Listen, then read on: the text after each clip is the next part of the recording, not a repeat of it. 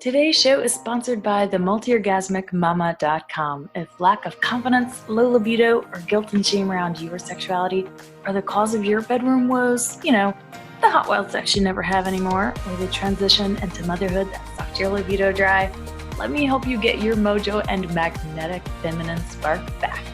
Magic, miracles, total self-love, and multi-orgasmic bliss included. See you at themultiorgasmicmama.com. Hello there, hot mamas. It's Lacey Broussard back from the holidays. It's good to be back. Today I have a really fun one to share with you. For as long as I can remember, there has been a strong cultural narrative that the tighter a woman's pussy is, the better. So this is portrayed in porn. It's revered as a desirable quality in virgins. It ends up being locker room talk between men. And it's even been said to me after having sex with several different lovers, as if I was supposed to take this as a compliment. So there's this whole idea that having a tight pussy means that it feels better for men.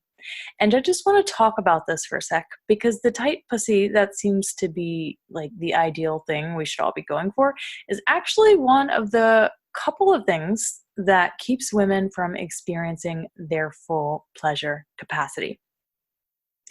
The tight pussy ideal is really a bunch of bullshit fed to us by our patriarchal world culture and our completely sexually uninformed society. And I think the saddest thing about this is that women strive for this also because they think that they're responsible for men's pleasure so much of the time. So it perpetuates this belief that if you have a tight pussy and do your Kegels, and if you're a little more out there like myself and you do vaginal weightlifting and Kegel weights or with a jade egg, then you'll have the ideal pussy that men will most enjoy. With all of that said, there are three things that I want to point out here. Number one is the idea that there is one correct size and shape for pussies. Now, don't get me wrong, I absolutely see how this gets turned around on men as how there's only one correct penis size and shape, and how that matters to many women. And just like men have their preferences around pussy size and shape, women too have their individual preferences around penis size and shape. But the truth is, I speak to hundreds, if not thousands of women that tell me that their preferences are all over the place. Some of my best friends even will tell me that they are not into big dicks at all. So if you are a dude listening to this and you think that having a big dick is where it's at, and the only kind of dick that's acceptable is a big hard one, well, I am here to tell you, sweetheart, that you are absolutely wrong. That's just a cultural ideal narrative that you have bought into, and it is not true at all. While there might be some women that like it big and hard, there are still plenty of women that like it smaller than average and soft. So ladies, if you've bought into the similar cultural ideal narrative that having a tight pussy is where it's at, I'm here to tell you too, baby, that just like there's a wide variety of preferences on dick size and shape, there's just as many preferences on pussy size and shape too. There is no one correct size and shape of pussies or dicks. So let's just drop those ideal narratives now and learn to love what we got, while also respecting our individual desires and preferences for the opposite sex or even the same sex, without perpetuating the belief that one size or shape is better than the other. Now, the second thing that I want to point out here is the underlying message that you are responsible for someone else's pleasure. I find this belief universal between women and men. Men often feel responsible for a woman's pleasure and that they frequently experience performance anxiety. So the sad thing about performance anxiety is that it takes a man out of his body and puts him into his head thinking that he has to control the sexual experience.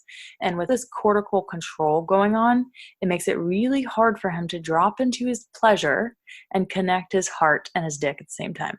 So this can make the sexual experience seem a little disconnected, like it's not spiritual or that it can't be. It's just like It's just two bodies connecting, right? And for women, feeling responsible for someone else's pleasure takes her out of her body and puts her in her head too, with thoughts like, does he like how it feels down there? Is it tight enough? Am I making the right sounds? Etc., etc., etc. But ironically, if we would all stop feeling responsible for our partner's sexual pleasure, then we would all feel more pleasure. It's the pleasure paradox, people. Okay, you take your pleasure into your own hands and think about your own pleasure. And if we all did that, then we would all feel more pleasure. Now, the third and the most important thing that I want to point out here is that a tight pussy limits a woman's ability to have great orgasms for herself. It is scientifically proven that the strength and tone of a woman's pelvic floor muscles is directly related to how strong and long-lasting her orgasms can be. The misconception here is that women think that they need a tight pussy for it to be considered strong. And what I want to highlight is that actually the opposite is true. You want a very relaxed but toned and strong pelvic floor to have stronger and longer lasting orgasms. But a tight pelvic floor implies that it's tense and taut and not relaxed, that it's like carrying tension and stress. So a tight pelvic floor also says nothing about how strong your vagina is. All it says is that you're storing a lot of tension and stress in your vagina. But a pussy that is holding on to tension and absorbing stress, just like your shoulders and your neck would, this limits the strength and the length of your orgasm because it limits your ability to relax. So when you have a knot in your shoulders, are you able to relax your shoulders? No, it actually makes it more tense. So you can think of it just like the shoulder and the neck muscles or wherever else you might store tension in your body. No one would ever go around praising you for having tight neck and shoulders. Instead, if your partner noticed this about you, they'd probably offer to give you a massage to rub out the tension and the stress so you're not tight. Now, it is the same thing with your pussy, darling. So if learning how to relax your pelvic floor while building muscle tone and strength is something that you would like to learn, that is something that I teach in my multi-orgasmic bliss jade egg coaching program. And it is just the thing for you. So that is a 10-session program where you will learn all about how to really relax the pelvic floor while toning it and strengthening it at the same time. So it's funny because many women come to me wanting to learn the jade egg, to learn how to strengthen their pelvic floor. And a lot of times I find that they need to learn how to relax it before they can ever start learning how to strengthen and tone it. So if that's something you're interested in, I want you to head to themultiorgasmicmama.com/coaching and check out my multi-orgasmic bliss jade egg coaching program. And from there, you can set up a date and time to talk to me about it for free. There is absolutely no obligation to end up working with me. It's just to see if we might be a good fit to work together. So I will leave you with this remaining question. If we were all sexually informed and lived in a gender equal society, would we still be having locker room talk about tight pussies? I don't know. I ain't a dude, so I am not quite sure, but I'm hoping that this ideal cultural narrative stops with you, hot mama. All right, y'all take care, and I will see you next week.